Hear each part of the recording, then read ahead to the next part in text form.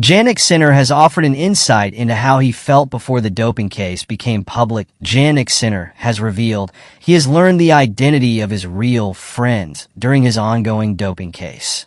But the world number one has insisted he was able to keep playing and winning this season because he knew he was innocent. The Italian twice tested positive for banned substance clostebol in March, but an independent panel concluded he bore no fault or negligence. On a judgment just before the U.S. Open, the Australian Open champion triumphed in New York under incredible pressure to claim his second Grand Slam of the year. And he won his seventh title in Shanghai earlier this month. Yet the case is not over after the World Anti-Doping Agency, WADA, launched an appeal to the Court of Arbitration for Sports, CAS, seeking a ban. An insight into Sinner's mentality before the case became public will now be shown in an interview with Sky Sport Uno in Italy, which was recorded last month between his U.S. Open win and the WADA appeal.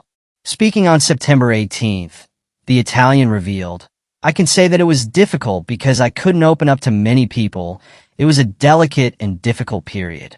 At the beginning, everything was complicated. I didn't know how to behave. I didn't know what was coming out, what would happen with the team. I'm usually always in control, but in this case, it was easy to lose it. After a few weeks, I woke up and told myself that I hadn't done anything wrong. I didn't know anything. For me, it had already happened. The most difficult moment was when the news came out in a delicate moment before a Grand Slam. We arrived at the courts, and everyone had all cameras ready. I was looking at the other players to understand what they really thought. I asked myself a lot of questions. It was difficult to prepare for a Grand Slam like this. I am convinced that nothing happens by chance, and it has allowed me to understand who was my friend and who wasn't. I realized that there are a lot of players who I didn't think were friends and others who ultimately are not.